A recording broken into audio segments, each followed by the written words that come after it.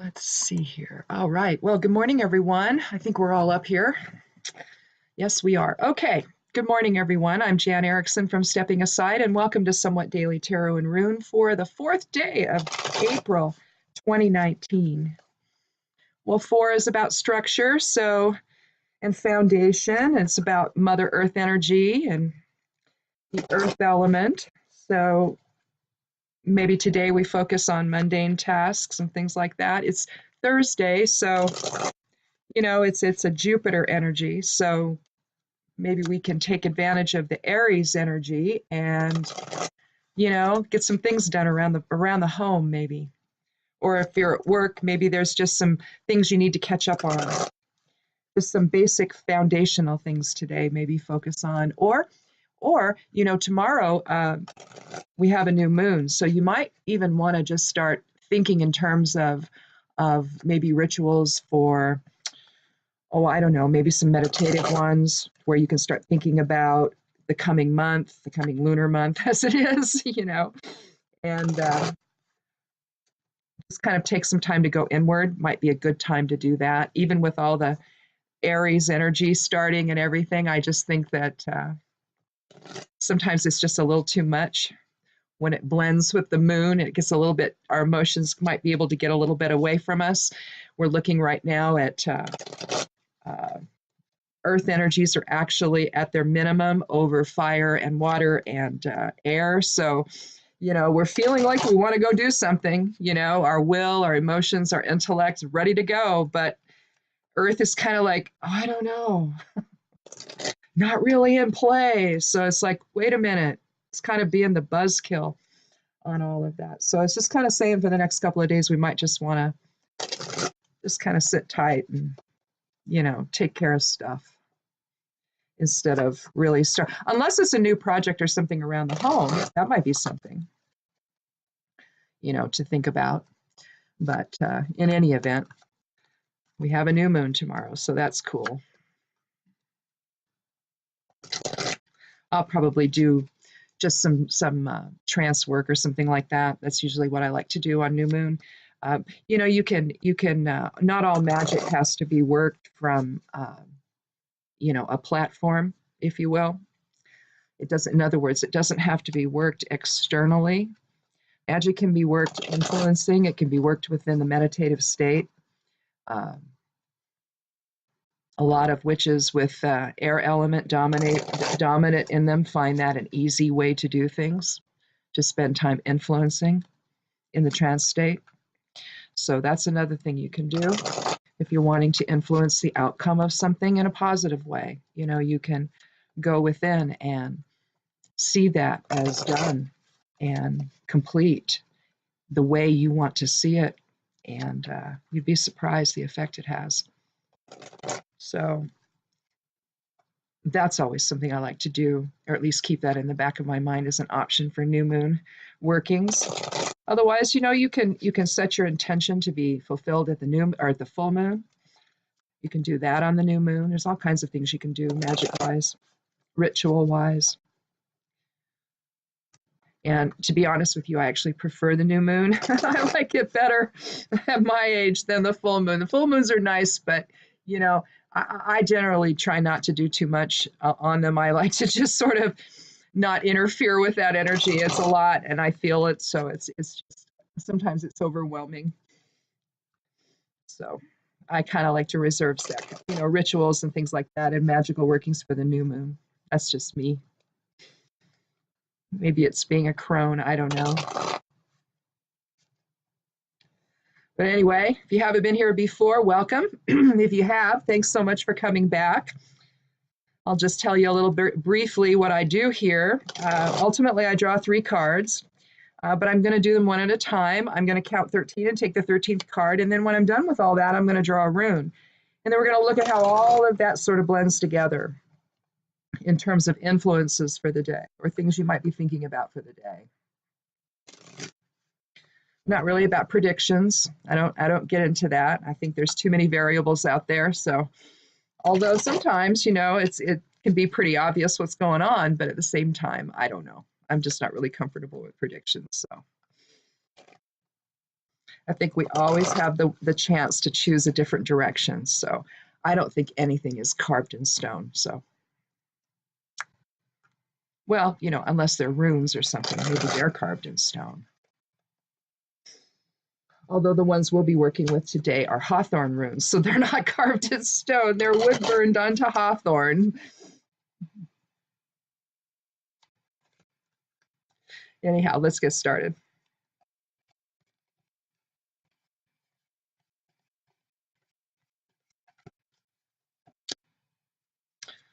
Well, we've been drawing an awful lot of pentacles lately, so our foundation, our financial security, all of that seems to be at issue these days with us,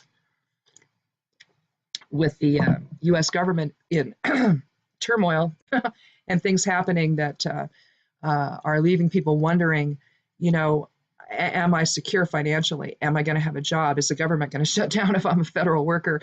If I'm a contract worker, I'm not going to get paid. There's all of these concerns that people have been having over the antics of the guy in the Oval Office and his minions. And so consequently, we're all sitting back wondering, well, what's next? What's going to happen next? Will he go off, half cocked and shut the border down? And then, I mean, and this isn't about avocados, folks. This is about real income. This is about people's lives, and they just toy with it. It makes no sense. And so I think that's why. In other words, I think that the cards are reflecting that general undertone of concern over our financial security and whether or not we're going to be okay. We've always wondered that. But in the last 2 years, things have really, really, I mean, it's like we're balancing on the head of a pin, and that's not okay. So I think that's why we're getting a lot of pentacles lately. Now, this is the Eight of Pentacles, and here we see someone working on his craft. And you see the pentacles going upward. He's increasing his wealth. He's increasing his skill. He's increasing his income. But when we see an 8, we think in terms of leadership energy. So he's thinking about other people. He's planning for his future. Maybe he has a family. Maybe he doesn't have one yet.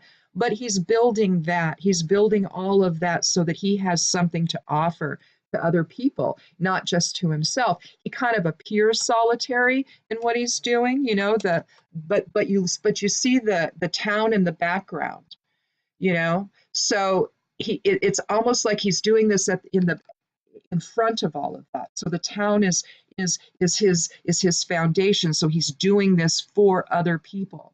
So, and of course, he's not just, doing this to make his home look nice. He's doing this to sell. And so other people will benefit, even though it's trade. He's not, giving it away, of course.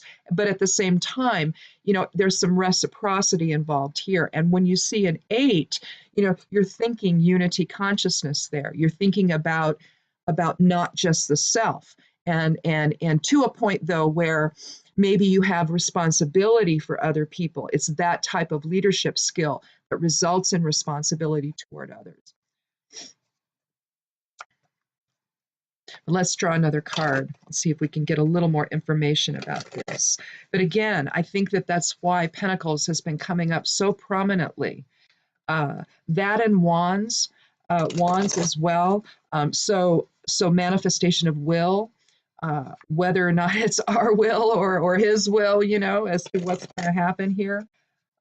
But I think what politicians forget and people that have grown up entitled forget is that the world doesn't revolve around them. That when we elect people, we elected you. You do what we say. You don't go there and do as you please, okay? You do what we say, or you don't go back. It's just that we've forgotten that aspect of our responsibility, that if people that we elect aren't doing what we want, we need to elect someone else, period. Don't have loyalty to these people, because clearly if they're not doing what you want, they don't have any to you. And if they go there and they tell you they're going to make your life better and they don't, then they lied to you. Just flat lied. So this is why I think that we're all concerned right now about where our finances are going, whether or not we're going to have health care. What's going to happen now? There's too much. We're balancing on the head of a pen. It's not a comfortable place to be. We need to be thinking about the collective. We need to be thinking about what is the effect we're having on the greater population of this country, or if it's a personal issue and we're not clear on our own role, our own responsibility within the family, particularly if it's a financial one. What this guy is showing is that he's working diligently on his work, on his craft. He's making his income. And that's going to benefit others, either is his family if he has one, or society in this case, because people can buy what he's creating and it can make their lives easier. It can contribute to their own financial security. Let's do another card.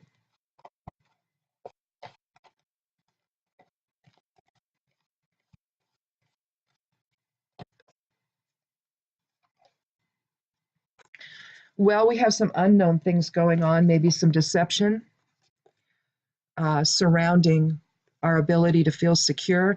I drew the moon, the 18th card of the major arcana, numerologically a 9 or completion. But here we see two dogs, light and dark, so the shadow side of self versus spirit. We see they're barking at the moon. The moon's not happy about that.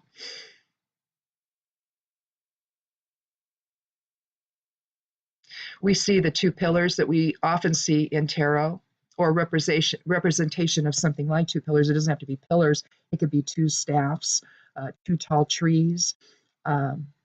It's the sameness that sort of represents a doorway into new experiences. But here, this could be a doorway into figuring out the illusion. So a doorway into awakening, a doorway into enlightenment or illumination. The moon tends to veil things. And here you see a lobster coming out of the pond. You see a pathway going to the mountains. So pathway to new experiences. You see, but the lobster itself is about renewal and regeneration and rebirth. So the moon is about cycles as well.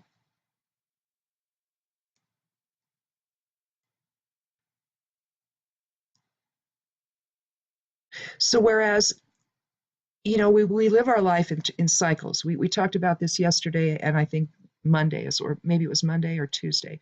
Anyway, about the whole notion of sine waves and how everything is in emotional flux. Everything is we live that way. And it doesn't make any difference if it's our emotions or our spirituality or our intuition, our intellect, our physicality. We move in cycles. We go up, we go down, we go up, we go down. And the dogs being, a light color and a dark color, you're looking at the same sort of idea of cycles. You're looking at polarity, in other words.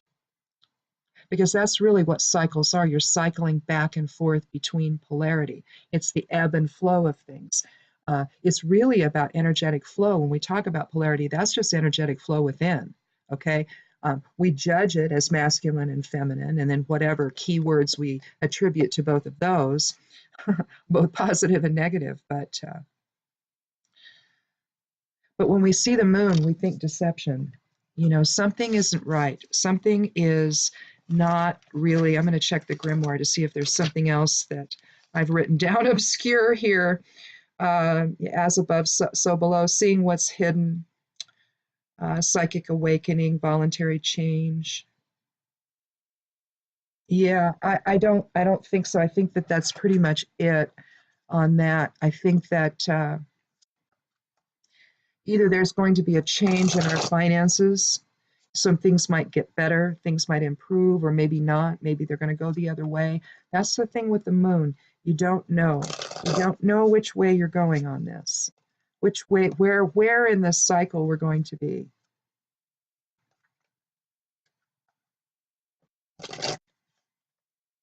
But when it shows up, I'm thinking, uh-oh, What are we not seeing? Is the Eight of Pentacles an exercise in futility because it's never going to go anywhere? In a sense, his back is turned to the city, to the town. So either he's just focused, which he should be, on the craft, or he's not paying attention to what's going on behind him, maybe. As he's working hard, maybe we're working so hard we're not paying attention to nefarious forces that are working against us.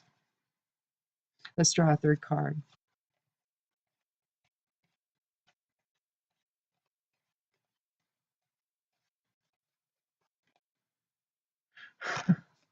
Well, here's the Seven of Pentacles, and here he's taken a break.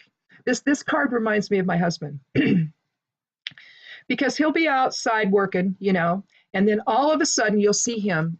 He'll have a shovel or a rake or whatever, and he'll just stand there like he's out irrigating or whatnot. He'll just stand there with his arm on the shovel. He'll just be standing there, not doing anything, just looking, thinking, just taking stock. So this reminds me of my husband. Of course, his hair's like mine, it's all white. But here he's taking stock of the harvest, isn't he? Taking stock of what he's got. Well, here he continues to work. Let's put these together. Let's do it this way.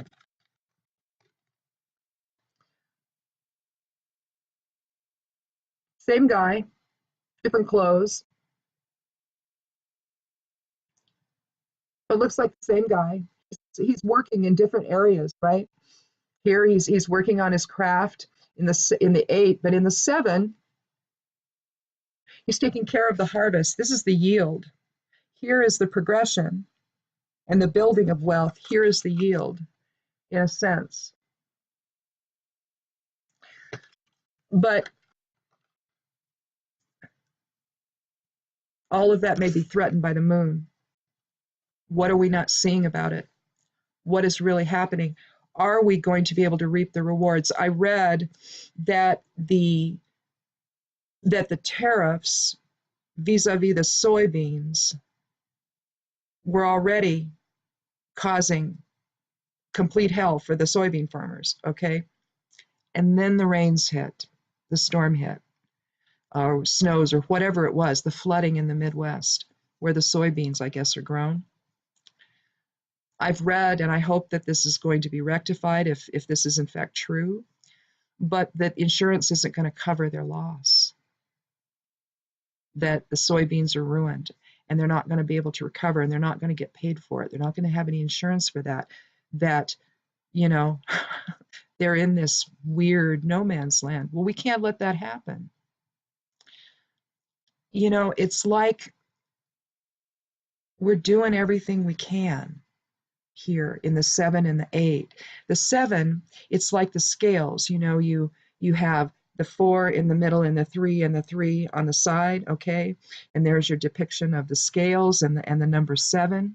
Well, the 4 is the resting point. So almost like he's embodying the 4 within the 7 number. And he's just sitting there taking stock, letting everything come to balance. He's got one pentacle on the ground below him, and the rest are all, in the pile. So he's basically taking stock of what he has. And here he was progressing, in terms of his trade. So what's going to come in and blow all that out of the water? What's really happening behind the scenes, excuse me, that will either support his efforts or detract from them?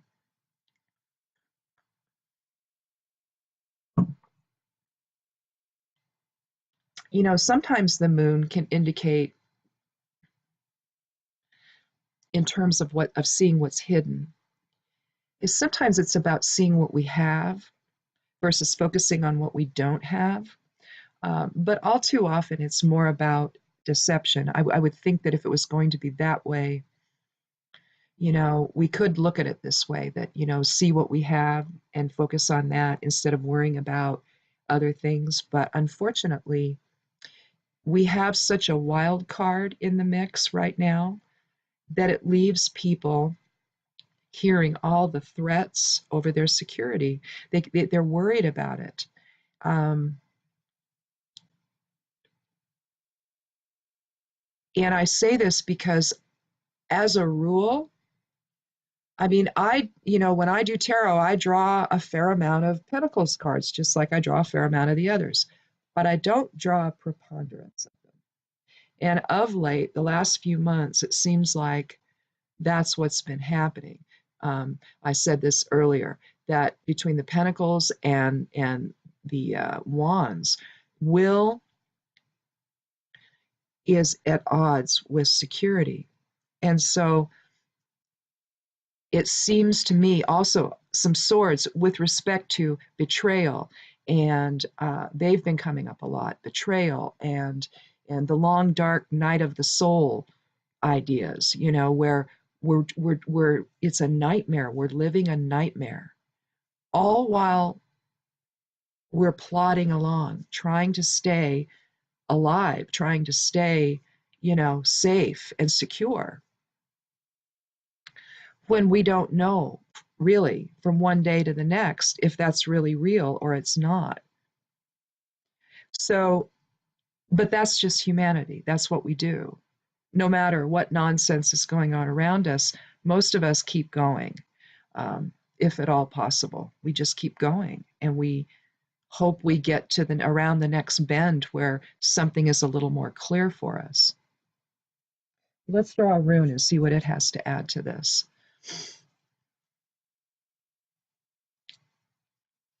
So we have 15, 5. So 5, I think. Is that right?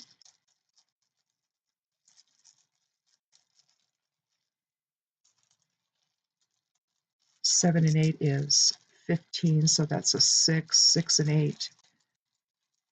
Oh no, 6 and 9. Is that a 9? That's a 9. 15, 6 is, that'd be 6. Yeah, so higher self has to take over here. First, I was thinking it reduced to 5, but doing math in my head at my age, please. I need a calculator. I think it's a 6 though. We have Perthrow, which is fate. It's the unknown. Aligns well with the moon. 14th rune of the Elder Futhark. Denotes change. It's one of those runes in the Futhark that I don't do directionality unless I'm doing a bind rune. You can turn it upwards and it can be a cauldron. Open this way, it's considered death or endings. This way, birth or beginnings. But basically what this is the cup from which dice are tossed. So it's the cup from which the runes are cast.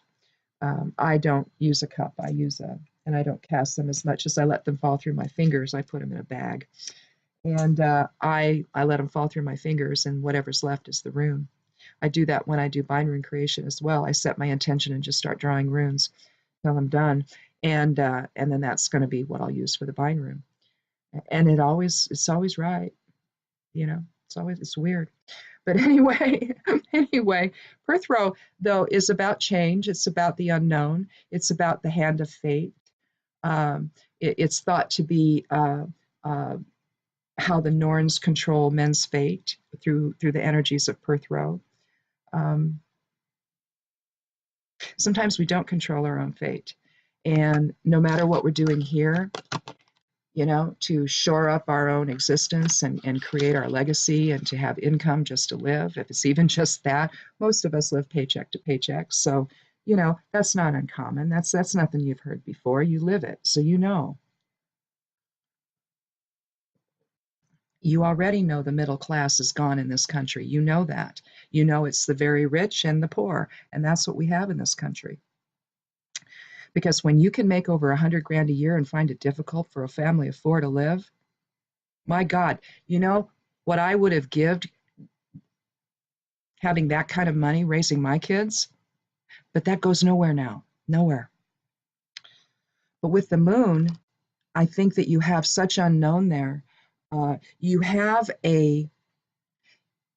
there's always the chance for spirit to be at work with the moon, but there's always a chance that it's not spirit, that it's the ego at work, that it's the shadow side of self that's governing things right now. And with Perthrow, it's saying anything can happen. So while we could look at this as something could be working behind the scenes to thwart our efforts, we can also look at this as something's behind the scenes to support us as well. So whatever nonsense that we're dealing with, there could be an end in sight, and we just don't know it yet. Lots of things happening right now. Lots of things are in flux. Things are very, very unstable, in fact, from where I sit. Just watching the news, I use a news reader, a news aggregate, and so I get news from a lot of different sources, some overseas, some here, and to just get some different perspectives on what's going on. I stay away from, the alt-right stuff because I don't trust that. I think that whoever hacked, because there was hacking that went on, the Russians, I guess, did that. Well, I think that they planted information that was so ridiculous, but there were those that believed it. So I don't want to look at that stuff. That stuff just, it doesn't resonate. It's like lie, lie, lie, lie, lie, lie, lie. That's what comes into my head. And it's like, okay, let's just get that. But I get enough of it that you can tell that, I mean, just in terms of the black box from the Boeing aircraft, they weren't given to us. They were taken somewhere else. They don't trust us now. They don't trust us to investigate this, and I don't blame them. Whatever has gone on in the government to take away protections, well, shame on them. That's going to cost us now when we're sued, because we're going to get sued here. This was a terrible, terrible thing. And I don't think it's just Boeing that's going to get sued. I'll bet the federal government gets sued as well, because we were involved in this. And if there were mistakes made by our government, oh boy, and there likely were. You can't put people at heads of agencies, and I don't know who the head is at this agency, but you can't, some of the folks they've got at the heads of these agencies, these cabinet secretaries, they don't know anything. And they're doing stuff that is so damaging it's unreal. It's just unreal. Having to do with the social safety net, having to do with our financial security, and just being able to live. I mean, literally to live, to survive, to live another day. So I don't know. I'm actually, I wasn't feeling good about this until Perthrow came up. Being a Norn rune, I also know that there are things at work. There's a benevolence at work of spirit that seems to, in our worst moments, rise above everything and set the ship right again. It's like it just has to, it's like water has to seek its level. That's spirit. Spirit will seek its own level. And eventually spirit's just going to say, look, you guys have played around long enough and we're not going to do this anymore. So you see a lot of that shift in perception now. Goddess energy is rising again. You're seeing a return to the divine feminine, to the divine mother within. And she's the one that's going to ultimately have to come in and clean this up, right? And so when you see the moon, you're also seeing some of that, where Goddess is like, okay, guys, enough already. Looking down at the two dogs barking, saying, oh, no, no, no, no. Are you kidding? We're not doing that today. So the hand of fate may not be what the powers that be currently want. It just may not. It may hand them something they weren't expecting and weren't wanting. Although somewhere deep inside they had to have known it would turn out this way. You cannot hurt people forever. Sooner or later, we have to be able to make a living that we can trust, right? That we can trust, that we can depend on. There should not be such things that are so much in flux the way they are with the moon. The cycles, going up and down, need to level off. Yes, there's going to be times of where we're doing better than other times, but it shouldn't be that we're circling the drain. So thank goddess for Perth Row. We have a little bit of unknown goddess energy coming into the mix here, saying, hey, think about this. So if that's going on for you in your life, if you're feeling a little insecure financially, this is going to pass. And life is going to get back to normal, whatever that was. And hopefully not just normal, hopefully better, where we can take what we've learned from all of this and we can go in a better direction. Personally, maybe this is just a time that you're working on projects or increasing your income, or maybe thinking about maybe going to a new job, or you're just simply working on building your own wealth, your own financial security. Because for most of us, it's not wealth, it's just a little bit of financial security, But just understand that your fate is not carved in stone, not ever. You can always make decisions that can alleviate certain things. You can make choices that maybe give up this and focus on that and improve things in your circumstances. The unknown doesn't have to remain so. We can take command of our fate to a certain extent, and make the choices we need to make at the ballot box if the powers that be are doing things nefarious that interrupt that flow towards something better. There's nothing wrong with a society as a whole trying to elevate itself collectively. But we need to be on the same page for that, and we're not. So, in any event, at least Perth Row's in the mix. So there could be some change afoot, and maybe in a better direction, maybe in the direction of clarity. So at least we know what to do at that point. We know what the decision is we need to make. Well, cool. All right. Well, I guess that's it then. Think about that. I won't be back until Monday, so think about that for the weekend. If you're, working this weekend around the house, maybe, I don't know, take some time out to not just do a mundane task. Maybe take some time out to maybe do something, create something beautiful on your property to begin the new spring season with. Maybe do a flower arrangement. I mean, if I do something like that, I'm going to have to bring it in at night right now because it's too cold for that yet. But even if you have to do that, maybe just go and if they've got if the greenhouse or the big box stores have some plants out that you can't leave out, still do a nice little potted arrangement or something, and just be able to look at it, set it out on your deck or your front porch or something, and enjoy it, and then bring it in at night though, so you still can enjoy it the next day. Anyhow, my passion flower plants arrived yesterday. I'm going to plant them today, and I'm going to do them in a pot though. I have been trying to grow passion flower from seed forever, and I can't get it to go. It just doesn't grow for me, and I don't know why.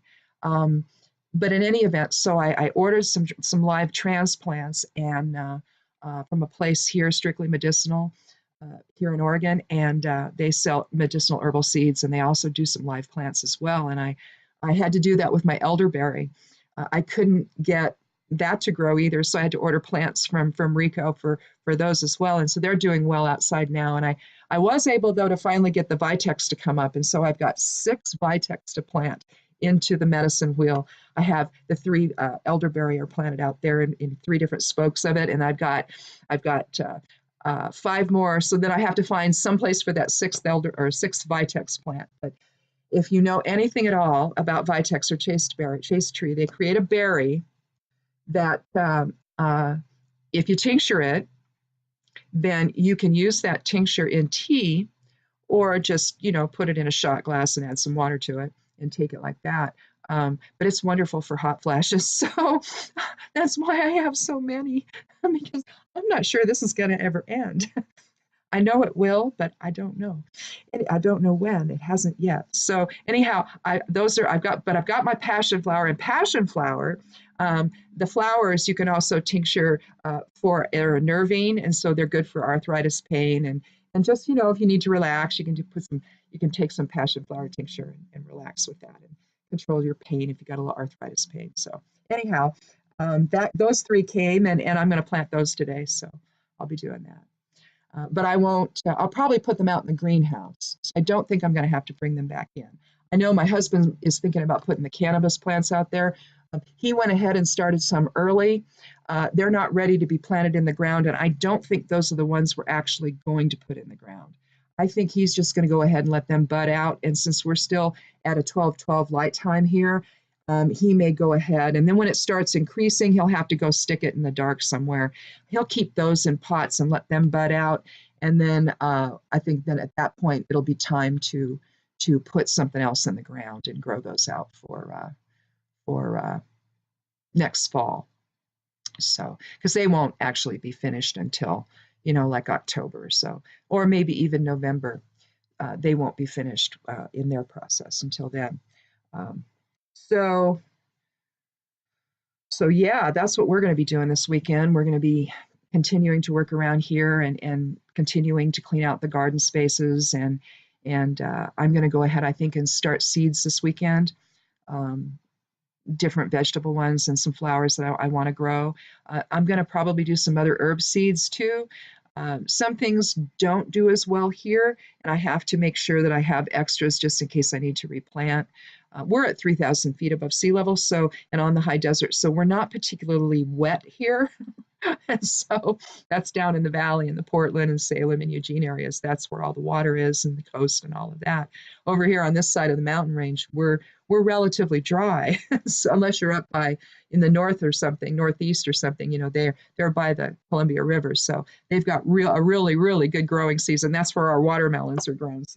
So there and across the Columbia in Washington State. So there's areas in the state where gardens do really, really well, and then over here, it's dicey. So you just don't know. We spend time covering at night, and to just try to nurture everything along because you just never know. I mean, it can snow in July here. We can have a freak snowstorm. It's gardening in Central Oregon is not for the faint of heart. It really isn't. You really have to learn how to do it, and you have to give up attachment to it and I of course haven't. So it's emotional. So garden season, I'm a wreck. I'm just a wreck because I sit and I worry. I just worry all the time. Fortunately, though, we don't have the slugs or some of the insect issues that the valley has. So where we have one problem, we don't have another. So it all balances out in the end. But anyway. So, and again, thanks so much for coming by. Click subscribe. I'd love you to do that. The lunar transits are up on the blog it's called Stepping Aside over at imsteppingaside.com. Check that out if you like. It's a little different take on lunar transits. It's not just that. It's really stuff that witches would need to use. They could consult this to see, okay, what are the energies like today when I'm working magic? And really, I mean, the lunar transits part is more of an afterthought, although there is a section on aspects. But there's a section on magical workings and a breakdown of elements and how the chart breakdown is, so you can kind of see if you're going to use stuff like that as correspondences in spell work and all of that. You can find a lot of that stuff right there. And so that's kind of what I'm doing there. It's not actually a lunar transit. In fact, I sort of stopped calling it that. Now I'm just calling it the moon in such and such, and the time frame that it's in, because it's really not so much about that. I'm not an astrologer, so it's just something I do just to help me to organize my thinking if I'm going to work magic on a particular day. So that's kind of why I do it. It's just fun to look at. It's fun to think about all that stuff and organize it all around in my head. So anyhow, there's that to look at. And the geomancy reading for the month, I finished that. So I did everything I promised yesterday I would do. And so that's up. Also, the monthly tarot reading is also up. That went up first. That went up actually on time. And the others that I had internet problems for like all day long, all night long, and then finally got it back late in the evening around 11. Only in the 10 o'clock hour, I think, actually. But it was fully up by midnight. All green lights were up by midnight. Not until then, though. But anyhow, so I guess that covers everything. Um, yeah, so okay, well, we'll see you on Monday. And again, thanks so much for stopping by. Be good to yourself, be good to one another, and blessed be.